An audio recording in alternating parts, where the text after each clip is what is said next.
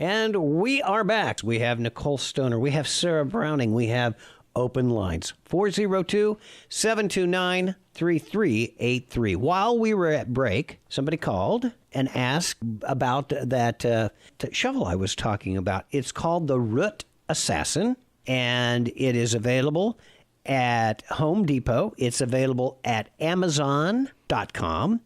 And if you can go on their website, you can see all of their tools at Root Assassin.com. It is a fantastic tool. It makes work a lot easier when you're planting and digging around rooty plants. And doesn't it make sense that if there's a tree and you're cutting through its roots, you're damaging the roots? Mm-hmm. Doesn't it make sense to have a tool that instead of flays out those roots, that it just goes right through, clean?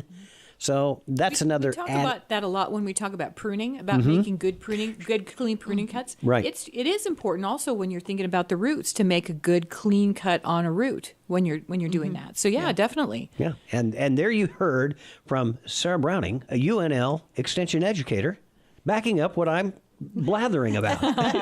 It's a cool tool. So check one out today.